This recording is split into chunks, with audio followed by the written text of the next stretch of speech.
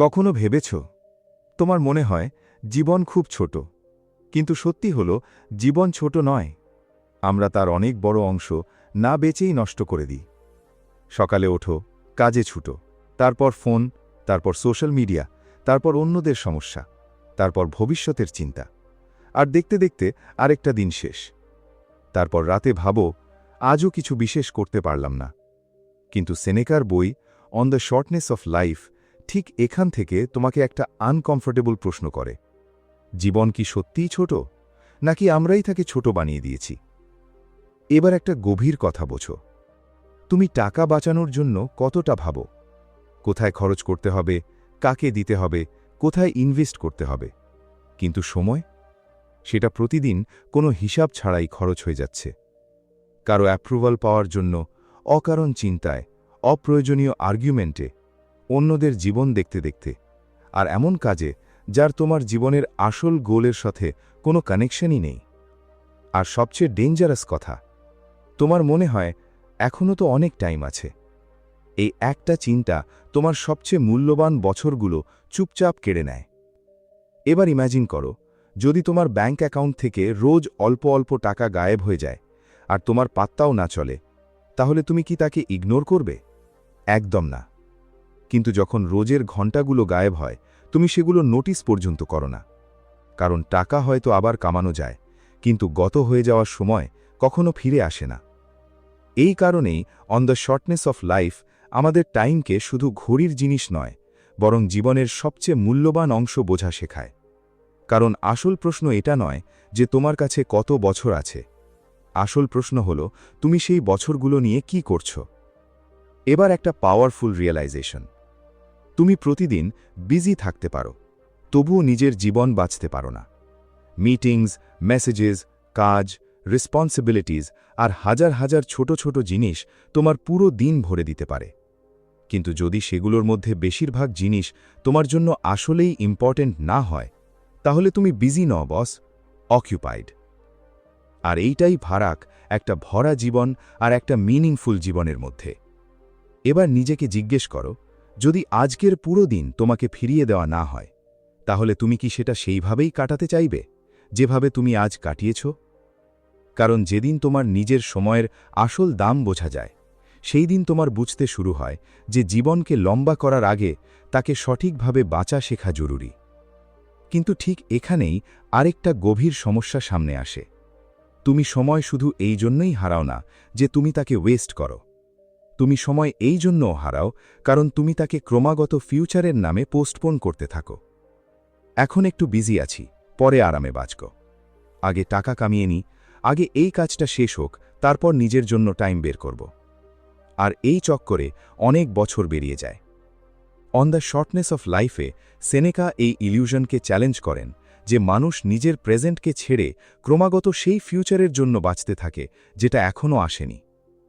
এবার ইম্যাজিন করো, তুমি কোনো ট্রেনে বসে আছো, আর পুরো সফর শুধু সেই স্টেশনের কথা ভাবতে থাকো যেখানে তোমাকে পৌঁছতে হবে। তুমি রাস্তাটাই দেখছো না, কারণ তোমার মনোযোগ সবসময় ডেস্টিনেশনে। এইটাই জীবনে হয়। তুমি ভাবো, যখন সাকসেসফুল হয়ে যাব তখন এনজয় করব, যখন টাকা বেশি হবে তখন পিসফুল থাকব, যখন সব প্রবলেম শেষ হয়ে যাবে তখন নিজের জন্য বাঁচব। কিন্তু প্রবলেম হলো, প্রবলেম কখনো পুরোপুরি শেষ হয় না। একটা প্রবলেম যায়, আরেকটা আসে। একটা গোল পূর্ণ হয়, সামনে আরেকটা এসে যায়।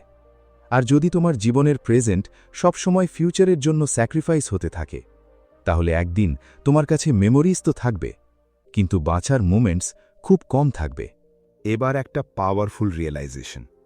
তুমি প্রায়ই বলো, আমার কাছে টাইম নেই। কিন্তু সেনেকা তোমাকে হয়তো আর একটা প্রশ্ন করতে বাধ্য করবেন। সত্যিই কি তোমার কাছে টাইম নেই, নাকি তোমার টাইম আগে থেকেই অন্য মানুষ আর অন্য জিনিসকে দিয়ে রাখা আছে? কারো মেসেজের রিপ্লাই, কারো ওপিনিয়ন, কারো এক্সপেকটেশনস, কোনো আননেসেসারি কাজকে হ্যাঁ, আর তারপর নিজের জন্য বলো, আমার কাছে সময় বাঁচেনি। এইটাই সবচেয়ে বড় প্যারাডক্স। তুমি নিজের জীবনের সময় সবাইকে দিয়ে দাও, কিন্তু যখন নিজের জীবনের কথা আসে তখন বলো, আমার কাছে সময় নেই। এবার একটা গভীর কথা, প্রতিটা রিকোয়েস্টকে অ্যাকসেপ্ট করা, প্রতিটা কাজে বিজি থাকা, প্রতিটা কনভারসেশনে উপস্থিত থাকা, প্রতিটা অপরচুনিটির পেছনে ছোঁটা এটা জরুরি নয় যে প্রোডাক্টিভ লাইফ হবে। অনেকবার এটা শুধু এমন একটা জীবন হয় যেখানে তোমার জন্য নিজের জন্য কিছুই বাঁচেনি। তাই আজ থেকে নিজেকে জিজ্ঞেস করো, আমি কি নিজের সময় খরচ করছি নাকি তাকে ইনভেস্ট করছি? কারণ খরচ করার সময় শুধু চলে যায়, কিন্তু সঠিক জায়গায় লাগানোর সময় তোমার জীবনকে মিনিং দেয়।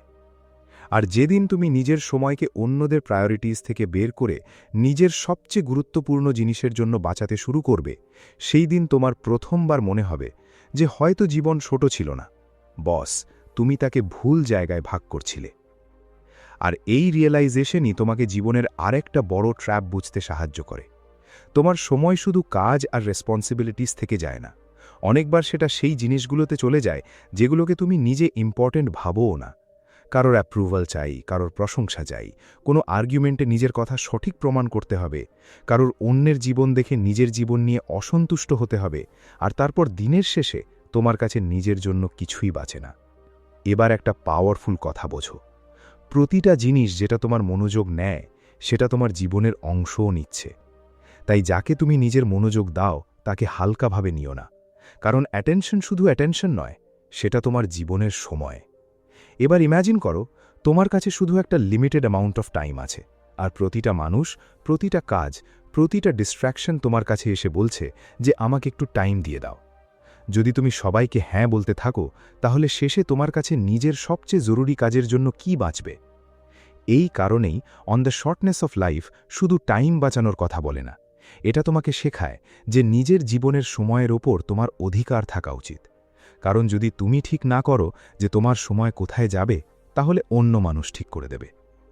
এবার একটা ডিপ ট্রুথ বোঝো, তোমার প্রতিটা জিনিস এক্সপিরিয়েন্স করার দরকার নেই, প্রতিটা কনভারসেশনে যোগ দেওয়া জরুরি নয়, প্রতিটা ডিবেট জেতা জরুরি নয়, প্রতিটা ইনভিটেশন অ্যাকসেপ্ট করা জরুরি নয়, প্রতিটা অপরচুনিটি ধরা জরুরি নয়। কারণ জীবনের সবচেয়ে বড় স্কিল শুধু এটা জানা নয় যে কি করতে হবে, অনেকবার এটা জানা বেশি জরুরি যে কি করতে হবে না। এবার ভাবো, যদি তুমি নিজের জীবন থেকে শুধু সেই জিনিসগুলো সরাতে শুরু করো যেগুলো তোমার সময় নেয় কিন্তু তোমাকে ভালো করে না, তাহলে কতটা টাইম ফিরে পাওয়া যেতে পারে? হয়তো তোমার নতুন টাইম তৈরি করার দরকারই পড়বে না, তোমার শুধু নিজের হারানো টাইম ফিরিয়ে নিতে হবে। আর ঠিক এখান থেকে জীবনে আর একটা বড় পরিবর্তন শুরু হয়। তুমি প্রতিদিন শুধু বিজি থাকার চেষ্টা করো না, তুমি এটা দেখতে শুরু করো যে যা করছো সেটা সত্যিই তোমার জীবনের যোগ্য কিনা। কারণ শেষ পর্যন্ত সময়ের দাম ঘণ্টায় মাপা হয় না, তার দাম এই কথা থেকে ঠিক হয় যে তুমি সেই ঘণ্টাগুলোতে কি বাঁচলে আর কোন জিনিসের জন্য নিজের জীবনের অংশ দিয়ে দিলে। ঠিক এখান থেকে সেনেকা তোমাকে আর একটা আনকমফোর্টেবল ট্রুথ দেখান, তুমি সময় শুধু ডিস্ট্র্যাকশনে হারাও না, তুমি তাকে ভুল প্রায়োরিটিজেও হারিয়ে ফেলো। তুমি সারাদিন এমন জিনিসের পেছনে ছুটতে থাকো যেগুলো জরুরি তো মনে হয়, কিন্তু আসলে তোমার জীবনকে কোথাও নিয়ে যাচ্ছে না। তোমার মনে হয় আমি খুব কাজ করছি, কিন্তু কখনো কখনো বেশি কাজ করা সঠিক জীবন বাঁচার প্রুফ হয় না। এবার ইমাজিন করো, একটা মানুষ সারা দিন দৌড়াচ্ছে, সকাল থেকে রাত পর্যন্ত কাজ, মিটিংস, কলস, মেসেজেস আর রেসপন্সিবিলিটিস। সে ক্লান্ত, কিন্তু যখন রাতে নিজেকে জিজ্ঞেস করে যে আমি আজ কোন জিনিসের জন্য এত ছুটলাম, তাহলে তার কাছে কোনো ক্লিয়ার আনসার নেই। এইটাই প্রবলেম, যখন জীবনে ডিরেকশন ক্লিয়ার হয় না, তখন প্রতিটা কাজ ইম্পর্ট্যান্ট মনে হতে থাকে। আর যখন প্রতিটা জিনিস ইম্পর্ট্যান্ট মনে হয়, তখন তোমার সবচেয়ে মূল্যবান সময় ছোট ছোট জিনিসে ভাগ হয়ে যায়। এবার একটা পাওয়ারফুল রিয়েলাইজেশন, তোমার প্রতিদিন বেশি করার দরকার নেই, তোমার এটা বোঝার দরকার যে কি একদমই করা উচিত নয়। কারণ যদি তুমি নিজের জীবনের প্রতিটা খালি জায়গা কোনো না কোনো কাজে ভরে দাও, তাহলে তোমার কাছে ভাবার জন্যেও সময় বাঁচবে না। আর সেনেকার জন্য নিজের সাথে কাটানোর সময় ওয়েস্ট ছিল না, সেটাই সেই সময় ছিল যেখানে মানুষ নিজেকে বুঝতে পারে, নিজের জীবন সম্পর্কে ভাবতে পারে, আর এটা ঠিক করতে পারে যে তাকে আসলে কোন দিকে যেতে হবে। এবার ভাবো, তুমি শেষবার কখন ফোন ছাড়া, নোটিফিকেশনস ছাড়া, কোনো অন্য মানুষের আওয়াজ ছাড়া শুধু নিজের সাথে বসেছিলে? হয়তো অনেক সময় হয়ে গেছে, কারণ আজকের পৃথিবী তোমাকে প্রতিটা খালি মোমেন্ট ভরতে শেখায়। লাইনে দাঁড়িয়ে আছো, ফোন, খাচ্ছ, ফোন, একটু খালি সময় পেলে ফোন, আর ধীরে ধীরে তোমার মাইন্ড একা থাকতে ভুলে যায়। কিন্তু যে মানুষের কাছে নিজের থটসের জন্যও সময় নেই, সে নিজের জীবনের ডিরেকশন কিভাবে ঠিক করবে? এই কারণেই কখনো কখনো খালি সময় ওয়েস্টেড টাইম হয় না, সেই সময়ই তোমাকে ফিরিয়ে তোমার কাছে নিয়ে আসে। এবার একটা গভীর কথা, তোমার জীবনকে বেশি লম্বা করার দরকার নেই। তোমার সেখান থেকে অকাজের জিনিস বের করতে হবে।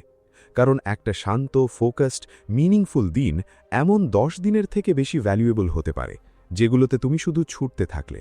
আর যেদিন তুমি এটা বুঝতে শুরু করবে যে প্রতিটা কাজ তোমার সময়ের যোগ্য নয়, প্রতিটা মানুষ তোমার এনার্জির যোগ্য নয়, আর প্রতিটা ডিস্ট্র্যাকশন তোমার অ্যাটেনশনের যোগ্য নয়, সেই দিন তুমি ধীরে ধীরে নিজের জীবন ফিরিয়ে নিতে শুরু করবে।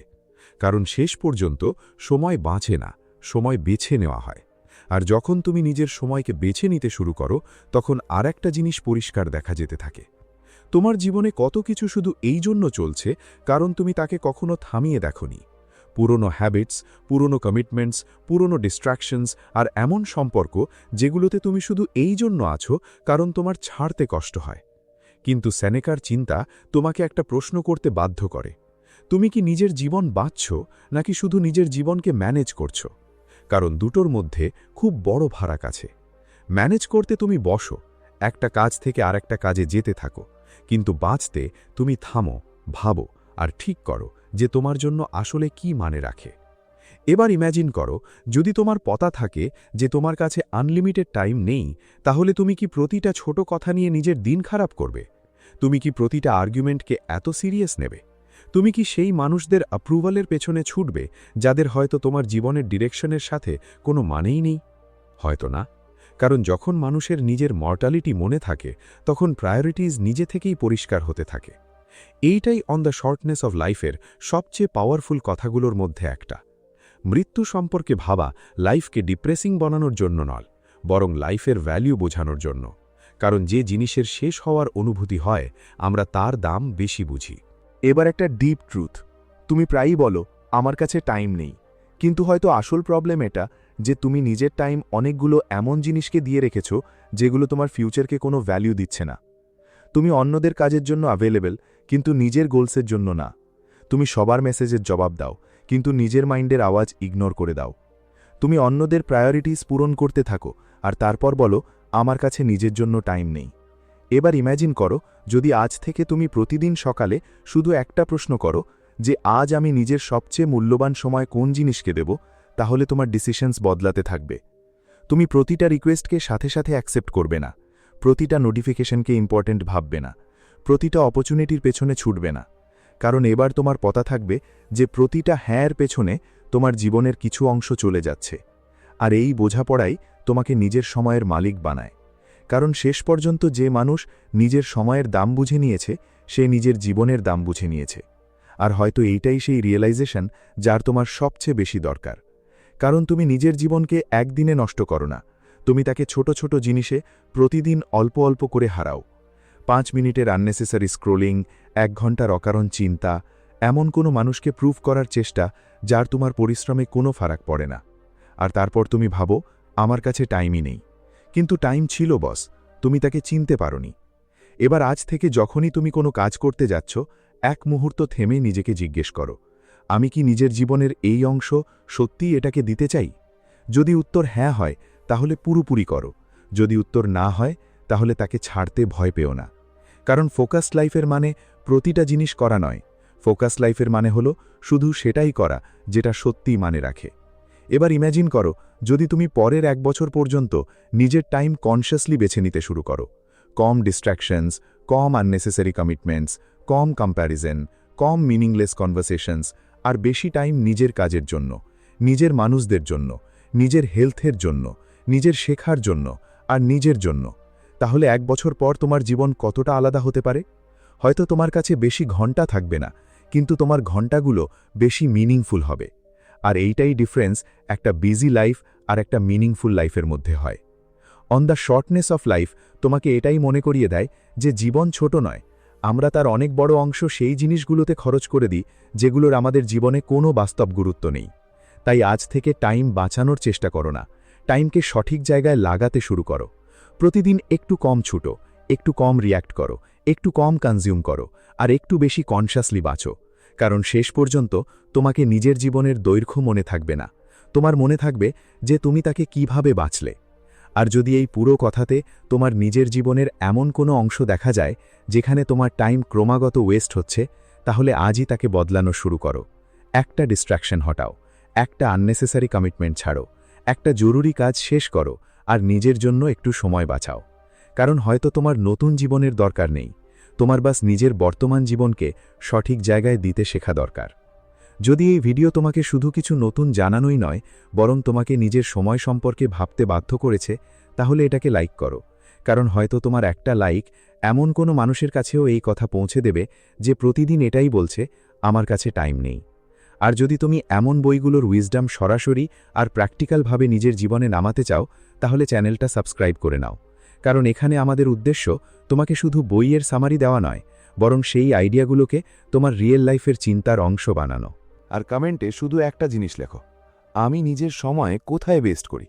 সোশ্যাল মিডিয়ায়, ওভারথিঙ্কিংয়ে, অন্যদের অ্যাপ্রুভালে, নাকি এমন কাজে যেগুলো তোমার জন্য সত্যি ইম্পর্টেন্টই নয়? কারণ যেদিন তুমি নিজের সবচেয়ে বড় টাইম ওয়েস্টারকে চিনে ফেলবে, সেই দিন তাকে বদলানোর শুরু হতে পারে।